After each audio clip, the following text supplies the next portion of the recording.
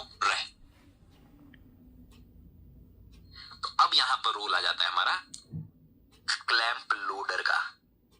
इसका रोल आया clamp loader कि पहले डीएनए पर क्लैंप लगाओ ताकि डीएनए पॉलीमरेज उस क्लैंप के पास आकर एसोसिएट हो तो रेप्लिकेशन कंटिन्यू हो बिना रुके, बिना थके, बिना हारे। नोट डाउन करो, क्लैंप लोडर का काम करता है प्रोकैरियोट्स में gamma, delta and delta dash subunits of DNA polymerase third. DNA polymerase third की कुछ सब यूनिट्स हम पढ़ चुके ना। अल्फा सब यूनिट में कैटालिटिक एक्टिविटी होती है, एप्सिलॉन सब यूनिट के अंदर प्रूफ रीडिंग एक्टिविटी होती है। अब हम बात कर रहे हैं बीच में बची gamma subunit, delta subunit, delta dash subunit. ये किस तरीके से काम कर रही है? They are working as a clamp loader. So DNA polymerase third जो होलो एंजाइम है उसमें कई सारी subunits like gamma, delta, delta dash subunits they act as a clamp loader. तो यूकैरियोट्स में क्लैंप लोडर का काम करता है प्रोटीन जो 5 सब यूनिट का बना होता है। उस प्रोटीन का नाम है रेप्लिकेशन फैक्टर सी, सीधा से लिखा जाता है RFC। 5 सब यूनिट का है इसलिए replication factor C1, replication factor C2, replication factor C3, इसलिए हमने लिखा रेप्लिकेशन फैक्टर C1 से लेकर 5 तक। और आप देखेंगे क्लैंप लोडर जिसका काम क्या है? क्लैंप को लोड करना, जिस जगह से डीएनए को सिंथेसिस करानी, यानी यहां पर ये टेम्पलेट प्राइमर जंक्शन है। मान लो हमारे पास ये टेम्पलेट, इसको ऊपर मान लेते हैं ये प्राइमर जंक्शन है। इस जगह से अब सिंथेसिस हो सकती है, आपको पता है यहां से सिंथेसिस पॉसिबल है। और सिंथेसिस तब होगी जब पहले डीएनए पॉलीमरेज आए, पर डीएनए पॉलीमरेज से पहले यहां पर क्या आना चाहिए? डीएनए पॉलीमरेज से पहले हम कह रहे हैं यहां पर रिक्रूट होता है दोस्तों। सबसे पहले कौन आएगा? यहां पर क्लैंप आएगा। सबसे पहले क्लैंप को लोड किया जाएगा। First step would be loading of clamp, यहां पर आना चाहिए। तो क्लैंप को लोड करने का काम कौन करता है? तो क्लैंप को लोड करने का काम करेगा क्लैंप लोडर। ठीक है, बस लिखना तो इतना सही है, बाकी डायग्रामेटिकली आप थोड़ा सा देख लो। बीटा क्लैंप कहो, पीसी ने कहो, सिंपली क्लैंप कहें तो ज्यादा बेटर है ना। Sliding clamp, simple sliding clamp, बस इतना सा लिख दिया अभी।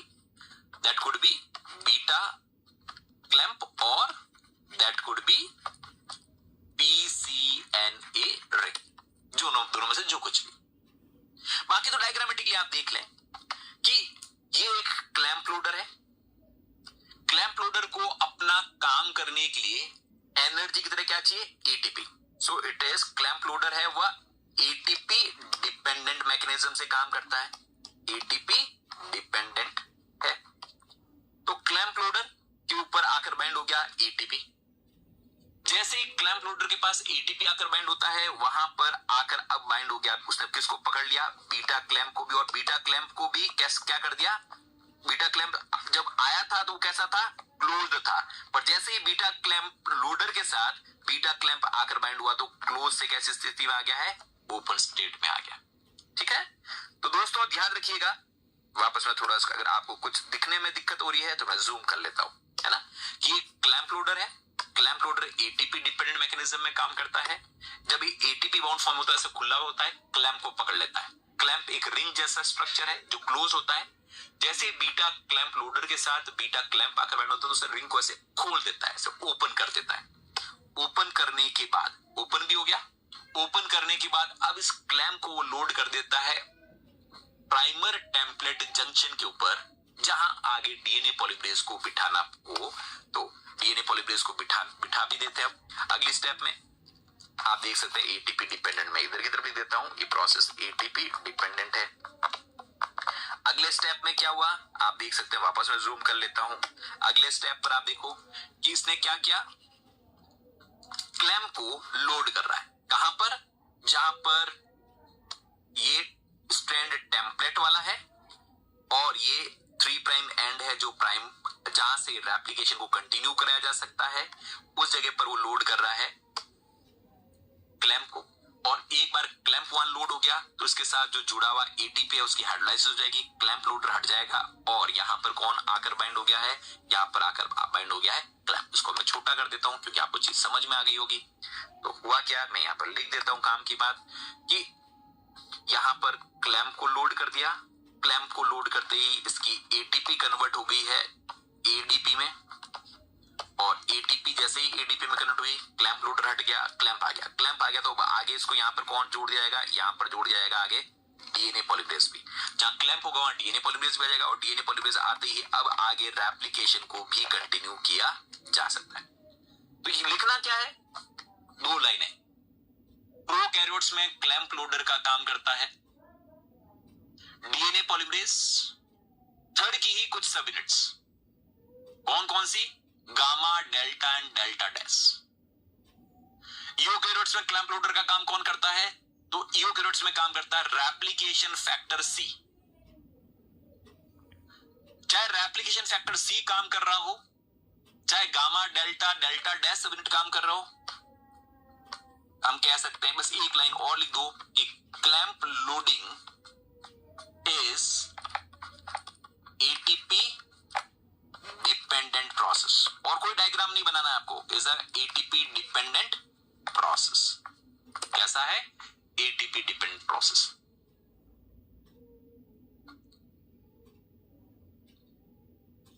कोई डायग्राम ड्रॉ नहीं करना है, करना ही है तो ये वाला कर दो जो मैं इधर बनाया है, बस इतना सा बहुत है ना। अगर करना ही है तो ड्रॉ दिस, बाकी otherwise you don't need to draw anything.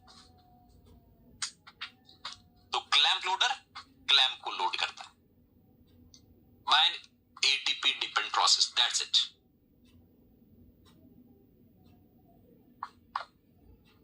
आरती, जो एंजाइम एटीपी को हाइड्रोलाइज करता है उस एंजाइम को एटीपीएस कहा जाता है।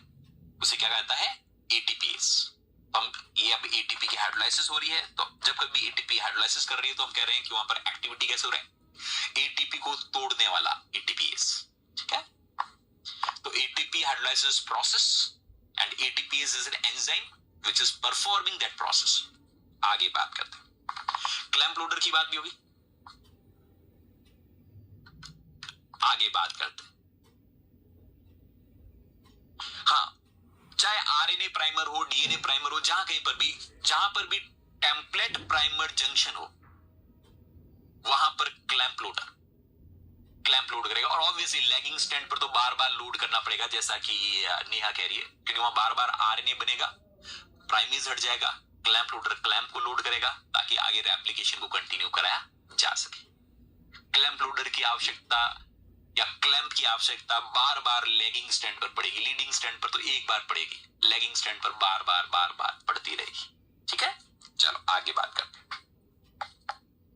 देन वापस एक बार डीएनए पॉलीमरेज थर्ड की तरफ आते, वापस डायग्राम पर नहीं जाना है।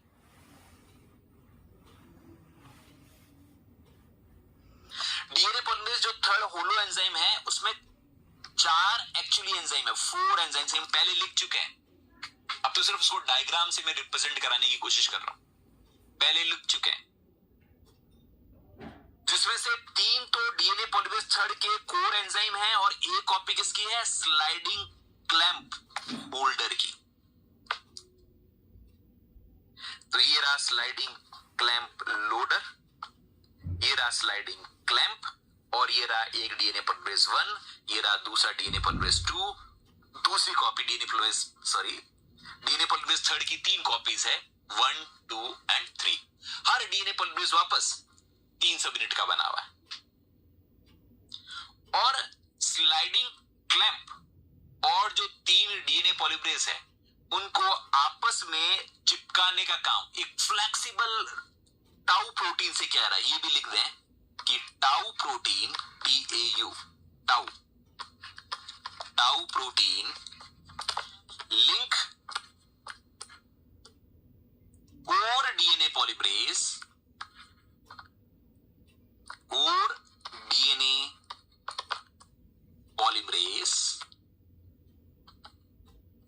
With clamp loader. ठीक है, इतनी सी बात तो लिखी जा सकती है।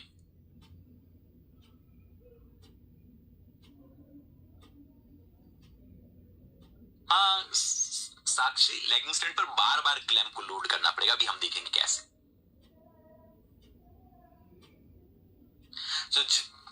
क्योंकि जितने जंक्शन हर समय तो नहीं रहते, है ना। आप इसका क्वेश्चन है कि सर लैगिंग स्टैंड पर जितनी जंक्शन है उतनी जगहों पर आपको स्लाइडिंग क्लैंप लगाने पड़ेंगे। हाँ, पर पुराने जो जंक्शंस होते हैं उन सबको तो ठीक कर दिया जाता है।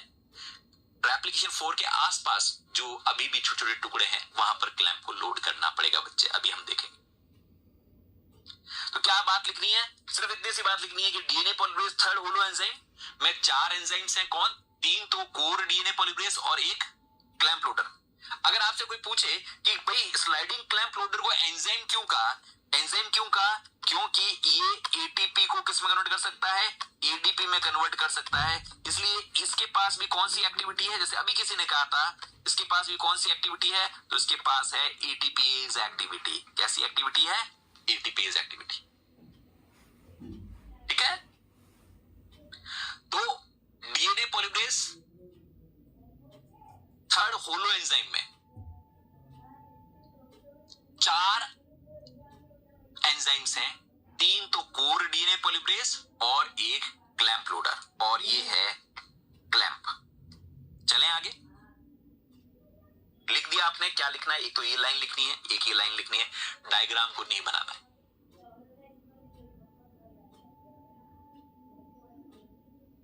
ठीक है, आगे बात करते हैं।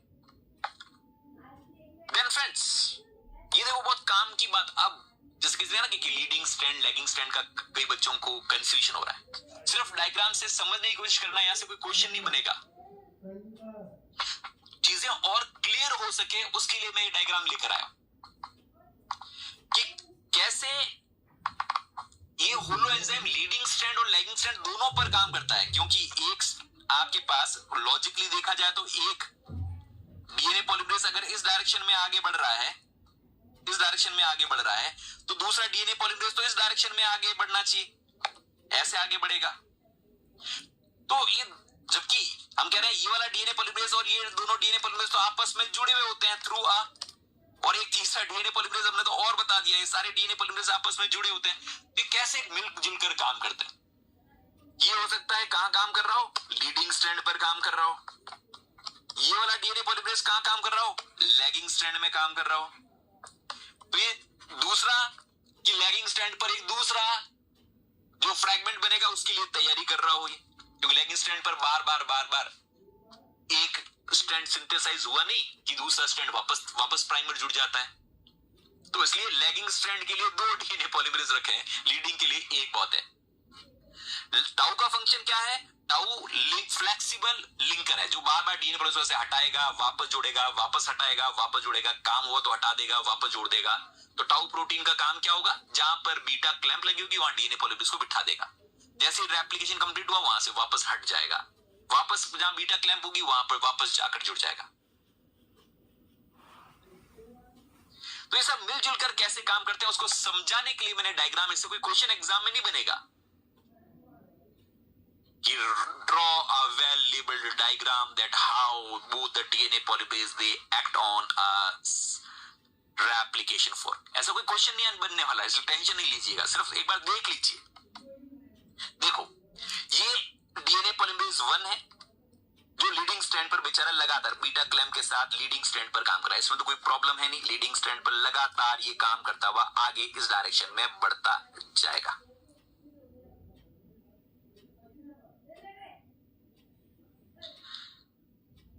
तन्वी, टाउ को हम सिर्फ ये कह सकते हैं कि वो एक लिंकर है, फ्लेक्सिबल लिंकर है।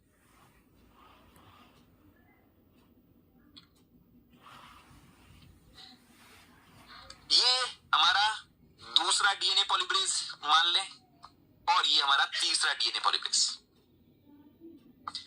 जो हमारा तीसरा डीएनए पॉलीमरेज अभी भी बीटा क्लैंप के साथ काम करता हुआ सिंथेसिस कर रहा है। यहां पर कहीं पर प्राइमर सिंथेसाइज हुआ था और प्राइमर को ये एक्सटेंड कर रहा है। ये देखो रेड वाला ये बना रहा है बेचारा, ऐसे ऐसे मेहनत करते हुए आगे बढ़ रहा है, इतना आगे यहां तक आ चुका है। कहां तक आगे जाएगा? यहां तक पहुंचेगा, यहां पर आकर इसकी गाड़ी रुक जाएगी, यहां पर आकर गाड़ी रुक जाएगी। तो ये लैगिंग स्ट्रैंड वाला डीएनए पॉलीमरेज आप देख सकते हो, यहां पर भी बीटा क्लैंप लगा हुआ है, यहां पर भी बीटा क्लैंप लगा। ये बीच में कौन है? तो बीच के अंदर ये है स्लाइडिंग क्लैंप लोडर।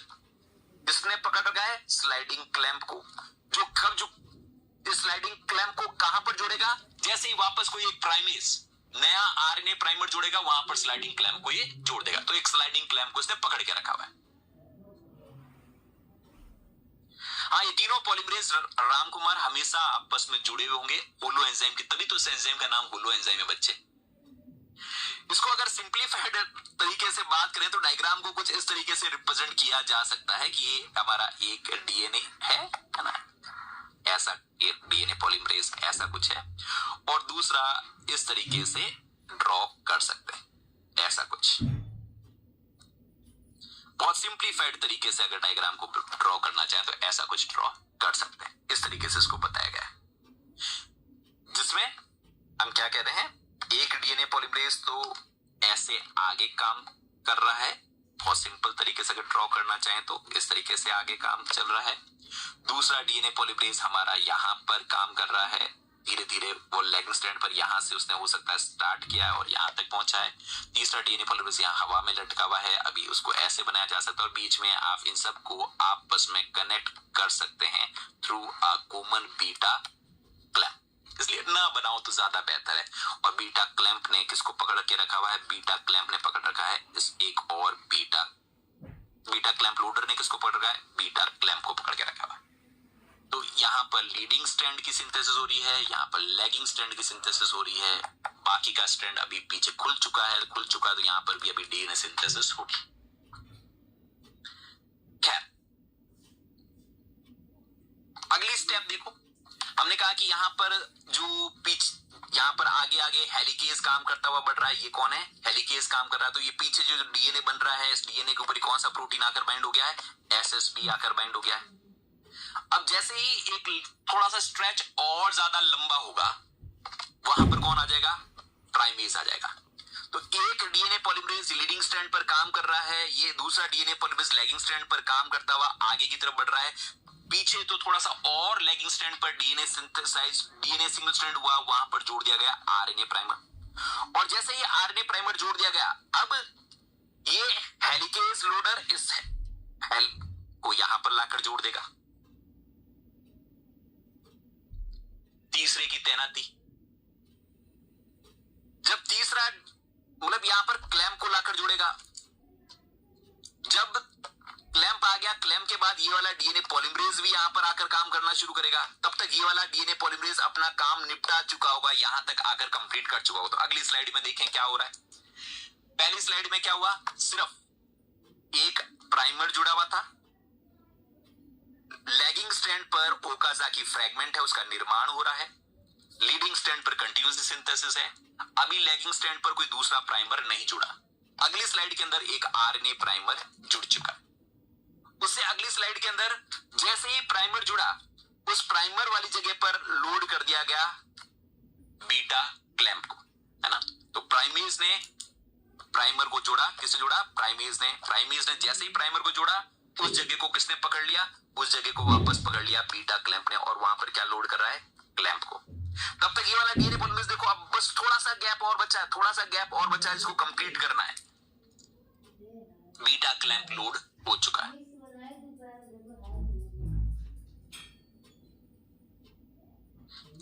ये बेटा ये गामा सबयूनिट है, ये डेल्टा सबयूनिट है, ये डेल्टा डैश सबयूनिट है। कौन पूछेगा लेबलिंग बेटा? नलिनी। ये टाउ सबयूनिट है, ये टाउ सबयूनिट्स है। कौन पूछने वाला बच्चे?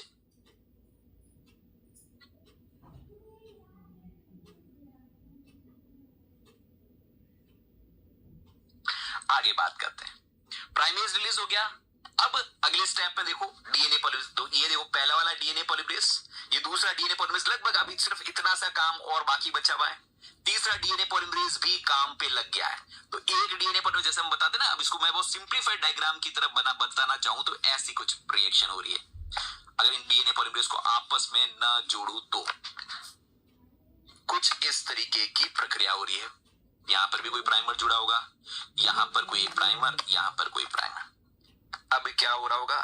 यहां से यहां तक वाली सिंथेसिस तो हो ही रही है, ये लगातार सिंथेसिस हो रही है, ये एक डीएनए पॉलीमरेज यहाँ पर लगातार सिंथेसिस कर रहा है, एक ये दूसरा वाला जो पहले वाला काम कर रहा है वो यहाँ तक पहुंच चुका है और अब एक नई सिंथेसिस यहाँ पर हो चुकी है। मैं लेबलिंग के हिसाब से बात करूं, ये 1 नंबर है, ये 2 नंबर है और ये 3 नंबर है। और 1 वाला डीएनए पॉलीमरेज जो यहाँ पर काम कर रहा है, जिसके पीछे भी बीटा क्लैंप लगी हुई है, 2 वाला डीएनए पॉलीमरेज यहाँ तक पहुंच चुका है, बेचारा अपना काम करते हुए आगे चलकर हट जाएगा। और तीसरा वाला डीएनए पॉलीमरेज जो अभी अपनी जिसने गाड़ी अभी अभी नई स्टार्ट की है, वो यहाँ पर काम कर रहा है। ये फर्स्ट है, ये सेकंड है और ये थर्ड है। और दुविधा की बात ये है कि तीनों ही डीएनए पॉलीमरेज आपस में चिपके हुए हैं, जो अलग अलग जगहों पर काम कर, तीनों ही आपस में चिपके हुए। ऑब्वियसली प्राइमरीज हटने के बाद ही तो क्लैंप लोड होगा, उससे पहले क्लैंप क्यों लोड होगा? तो इससे क्या बात समझ में आती है कि क्लैंप लोडर की आवश्यकता और क्लैंप ज्यादातर बार कहां पर लगेगा, लीडिंग स्ट्रैंड पर या लैगिंग स्ट्रैंड पर। तो आप इस डायग्राम में देखते हैं, the second lagging strand DNA polymerase binds to sliding clamp and the primer template junction and begin to synthesize the new Okazaki fragment. तो ये पहला ओकाजाकी फ्रैगमेंट है, ये पहला ओकाजाकी फ्रैगमेंट, ये तो वैसे कल भी हम बात कर चुके हैं। उसके बाद ये न्यू ओकाजाकी फ्रैगमेंट है, और जो सबसे न्यू ओकाजाकी फ्रैगमेंट होगा वह सबसे रेप्लिकेशन 4 के पास होगा, ठीक है। और ये तीनों ही डीएनए पॉलीमरेज आपस में जुड़े हुए। जोड़ने का काम किसने किया है? जोड़ने का काम किया है टाउ सब यूनिट ने। किसने किया? टाउ टाउ टाउ टाउ सब यूनिट। ताऊ ने सबको जोड़ रखा है, ताऊ जी ने सबको जोड़ रखा है। ताऊ के किनारे पर कौन है? उसके क्लैंप लोडर। क्लैंप लोडर किसको पकड़ के रखता है? क्लैंप को, ठीक है। लैगिंग स्ट्रैंड किसे कहता है? जहां पर डिसकंटिन्यूअस सिंथेसिस हो रही है, जहां लगातार टुकड़ों टुकड़ों में सिंथेसिस हो रही है। अगला डायग्राम देखो यहां पर कि अब ये वाला डीएनए पॉलीमरेज हमारा, ये पहले वाला, दूसरा वाला हट चुका है, दूसरा वाला डीएनए पॉलीमरेज हट चुका है।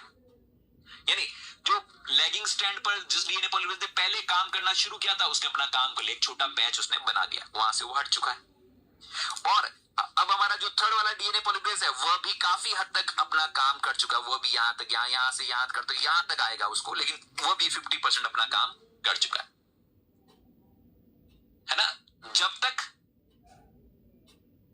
हमने थर्ड वाले डीएनए पॉलीमरेज को रिक्रूट कराकर काम कराना शुरू किया, तब तक सेकंड वाला डीएनए पॉलीमरेज फ्री है। फ्री होते ही उसको वापस यहां से हटा दिया जाएगा, ताकि वापस आने वाले ओकाजाकी फ्रैगमेंट पर इसको रिक्रूट किया जा सके।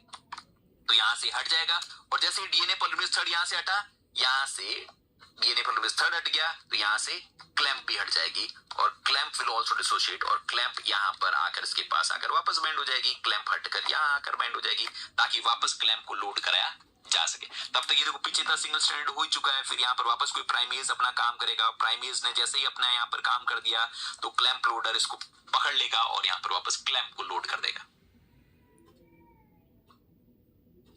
ठीक है, वेरी गुड अक्षय। तो वापस मैं कह रहा हूं, इससे बिल्कुल दिमाग लगे। जो स्लाइड्स है, इन स्लाइड से हमें क्या समझना है कि बस सिर्फ एक लाइन लिख दो, DNA polymerase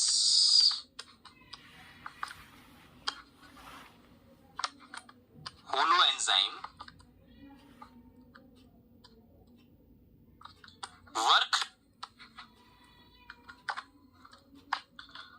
cooperatively together on leading and lagging strand। अगर कुछ लिखना ही है इन स्लाइड्स के बाद, तो ये लिख सकते हो कि DNA polymerase third holo enzyme सद्भावना के साथ लीडिंग स्ट्रैंड और लैगिंग स्ट्रैंड दोनों पर काम करता है। और होलो एंजाइम बहुत बड़ी बात हो गई। होलो एंजाइम का मतलब इसमें 4 एंजाइम हो गए, एक तो हेलिकेज लोडर और बाकी के 3 डीएनए पॉलीमरेज। बस और कुछ हमें याद ही नहीं रखना है। फौजिया। और अगर मैं आपको बताऊंगा तो आप जबरदस्त इस कॉपी को पढ़ने की कोशिश करोगे, जो कि बिल्कुल जरूरी है। बस दिमाग में एक मैप बनी हुई होनी चाहिए कि डीएनए पॉलीमरेज जो कि लीडिंग स्ट्रैंड पर काम कर रहा है और जो लैगिंग स्ट्रैंड पर काम कर रहा है वो आपस में कनेक्टेड है। बस इतनी सी बात दिमाग में पिक्चर बन जानी चाहिए। कनेक्ट करने का काम किसने किया? टाउ सब यूनिट्स ने। और साथ में और कौन है? तो और के साथ जुड़ा हुआ है 3 डीएनए पॉलीमरेज, और एक चौथी चीज क्या जुड़ी हुई है? चौथी चीज जुड़ी हुई है हेलिकेज लोडर। बस दैट्स इट। कुछ नोट्स नहीं करना है, कुछ नोट्स नहीं करना है, सिर्फ ये इतनी सी बात लिखनी है। इन सब के बीच में कनेक्शन कौन बना रहा है? तो कनेक्शन इज मेड बाय, और लिखने तो बाय फ्लेक्सिबल टाउ सबनेट। बस कुछ नहीं लिखना है, कुछ नहीं लिखना है, कोई फिगर्स नोट डाउन नहीं करना। हेलिकेज लोडर कहां से आ गया? ये सादिया समर कहां से जागी हुआ बेटा? मैंने कुछ गड़बड़ लिखा है क्या? नहीं, कहीं मैंने क्लैंप लोडर ही है हर जगह। ठीक है, चलो आगे बात करते हैं।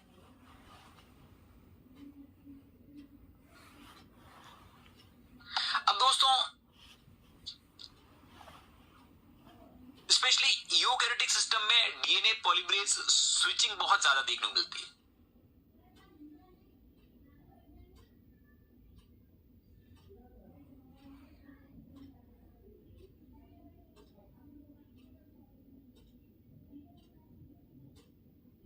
ठीक है, सेकंड डीएनए पॉलीमरेज टाउ से हट गया। कहां से हटा बेटा? किस जगह से हटा? सब जगह पर देखो, किसी भी डायग्राम से नहीं हटा हुआ। देखो ये देखो, पहले इससे देखो 1 2 सब ये हमेशा जुड़े हुए हैं, कभी नहीं हट रहा है। सिर्फ वो डिसमाउंट माउंट हो रहा है, डिसमाउंट माउंट हो रहा है ना। जहां बीटा क्लैंप होगी वहां लगा दिया जाएगा, जहां बीटा सिंथेसिस हो गई तो वहां से वापस हटा दिया जाएगा, हटाते ही बीटा क्लैंप वापस हट जाएगा। फिर वापस बीटा क्लैंप लोड होगा, वहां पर टाउ सबनेट डीएनए पॉलीमरेज को जोड़ देगी।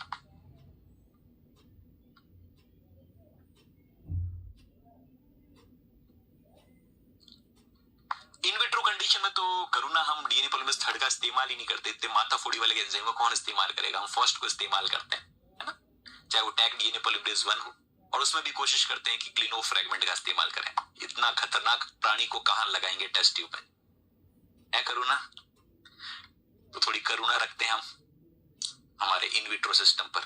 इतने डेंजर प्राणी को नहीं लगाएंगे, और वहां पर हमें कोई बहुत ज्यादा बड़े डीएनए बनाने भी नहीं है, और वहां लीडिंग लैगिंग वाला लफड़ा भी नहीं बनना। हम तो पूरे स्ट्रैंड को एक साथ सेपरेट कर देंगे। वहां टेम्परेचर हेलिकेज की जरूरत ही नहीं है हमें। प्लैंक क्लैम्प्स भी खूब सारे होते हैं ना, कोई टेंशन मतलब। आगे बात करते हैं।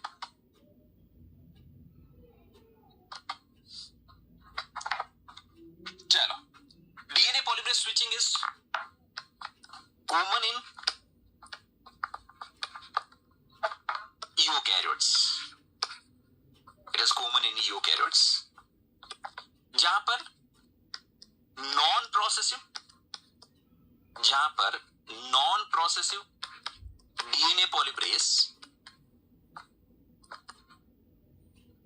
इज रिप्लेस्ड बाय, कि भाई तुम रहने पे, अब मैं काम करता हूं, रिप्लेस्ड बाय प्रोसेसिव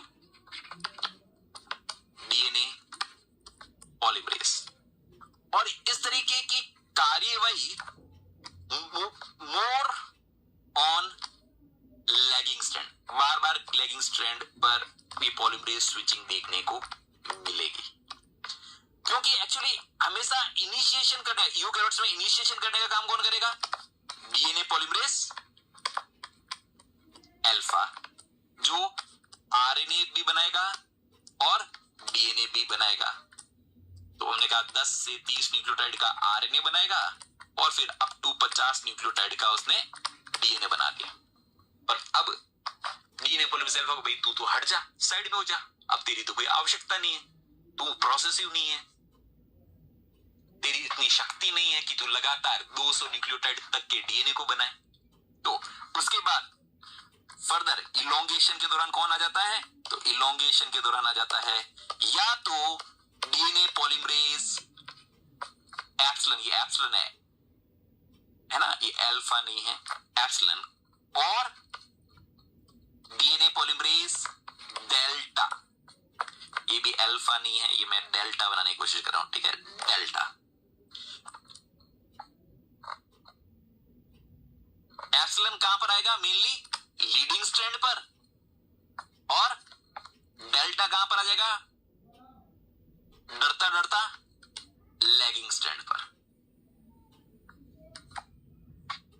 इसे ही कहा जाता है पॉलीमरेज स्विचिंग। इसको ये तो लिख दिया, इतना नोट डाउन करना है। डीएनए पॉलीमरेज स्विचिंग का अर्थ क्या है? इसका अर्थ है कि नॉन प्रोसेसिव डीएनए पॉलीमरेज को जॉब से हटाना और उसकी जगह पर प्रोसेसिव डीएनए पॉलीमरेज को लेकर आना।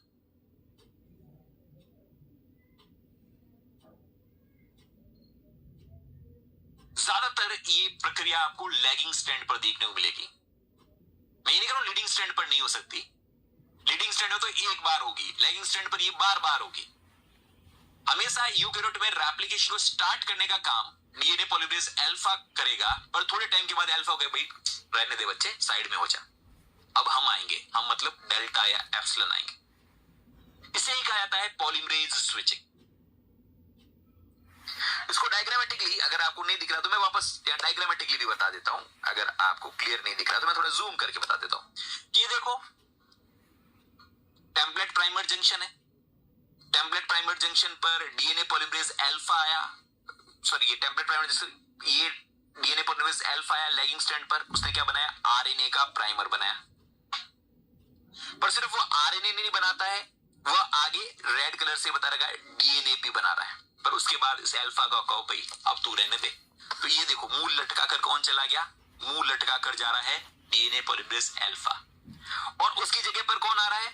डीएनए पॉलीमरेज डेल्टा या एप्सिलॉन। स्लाइडिंग क्लैंप के साथ, इस डायग्राम में स्लाइडिंग क्लैंप को साथ में बताया गया, पर आपको अब पता है, आप थोड़े समझदार हो चुके हो। पहले क्लैंप आएगा और फिर वहां पर डेल्टा और एप्सिलॉन आएगा। तो क्लैंप आया, फिर डेल्टा या एप्सिलॉन आया, और आगे की कार्यवाही वह करेगा, वो एक प्रोसेसिव एंजाइम, इसलिए लंबा डीएनए यहां से लेकर यहां तक पूरा गैप फिलिंग करने का काम कौन करेगा? DNA polymerase, mainly delta. अगर आप क्योंकि डायग्राम लैगिंग स्ट्रैंड का बता रखा है, तो वहां पर कौन काम करेगा? DNA polymerase delta.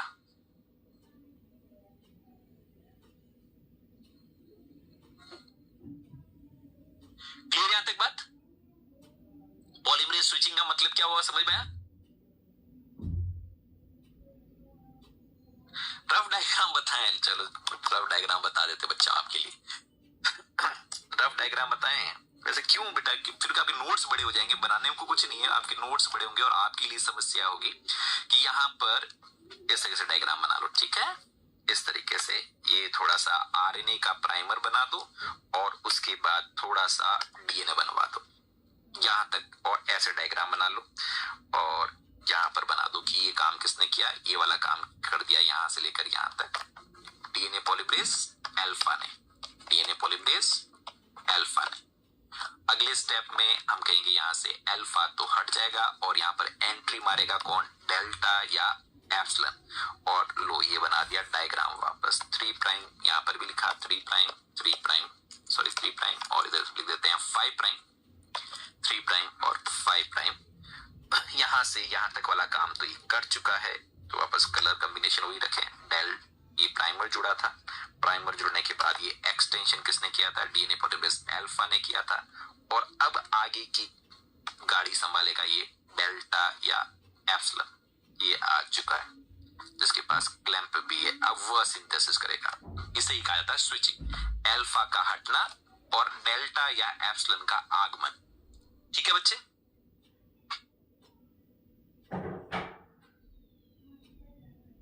ओके, चलो, दिस इज पॉलीमरेज स्विचिंग।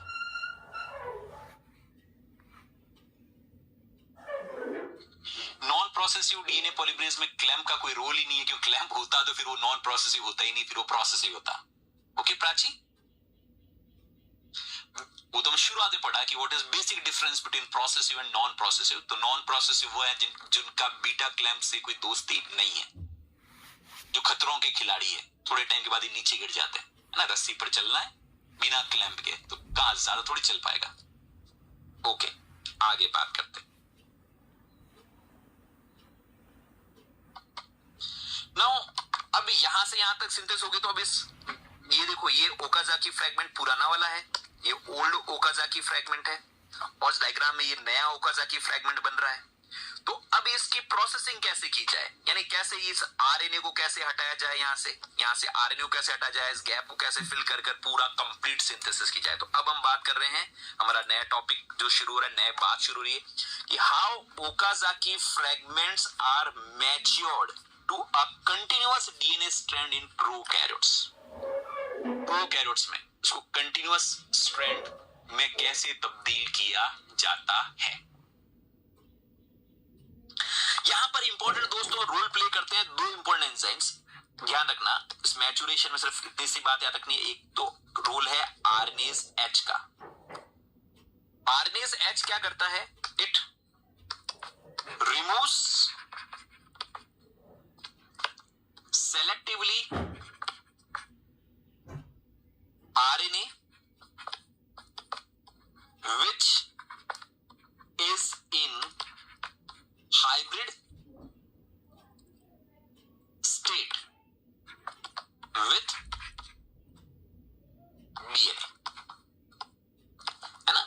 तो हम ये मान सकते हैं कि दोस्तों ये ओल्ड वाला ओकाजाकी फ्रैगमेंट है और ये न्यू वाला है जो अभी तक पहुंचा है, ठीक है, जो नया नया सिंथेसाइज हुआ है। ये न्यू ओकाजाकी फ्रैगमेंट है जो यहां तक, ये पहले बन चुका है। एक डीएनए पॉलीमरेज यहां तक भी पहुंच चुका है और ये डीएनए पॉलीमरेज यहां तक पहुंच चुका है, ठीक है, सिंथेसिस करता हुआ। और एक पहले वाला तो पता नहीं कहीं आगे चला गया होगा, डीएनए पॉलीमरेज थर्ड यहां से हट गया। भाई आगे तो आरएनए आ गया, मैं नहीं जानता। डीएनए पॉलीमरेज थर्ड भी यहां से हट, नया वाले में भी डीएनए पॉलीमरेज थर्ड यहां से डिसोशिएट हो चुका है। अब यहां पर आता है आरएनएज एच। जैसे आप देख रहे हो आरएनएज एच सेलेक्टिवली आरएनए को कट कर रहा है। इसमें आरएनएज एच में it has a 5 prime 3 prime exonuclease activity. इस प्रकार की एक्सोन्यूक्लियस एक्टिविटी होती है। एक एक कर कर ऐसे आरएनए को हटाता जाएगा, जो आरएनए के बीच में जो न्यूक्लियोटाइड्स है उनको हटा देगा। पीछे सिर्फ एक आरएनए का न्यूक्लियोटाइड बचेगा जो कि डीएनए के साथ जुड़ा हुआ है ना। यहां पर डीएनए का न्यूक्लियोटाइड किसके साथ जुड़ा, आरएनए के साथ जुड़ा हुआ है, उसको आरएनएज एच नहीं हटाता। Last nucleotide of RNA primer linked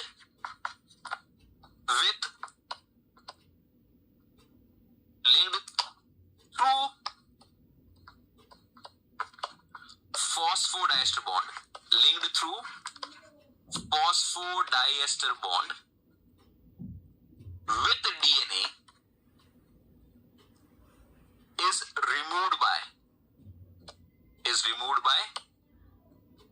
DNA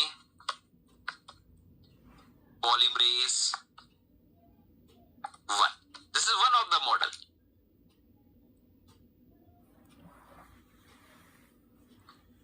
कि अब इसको कौन हटा देगा, इस लास्ट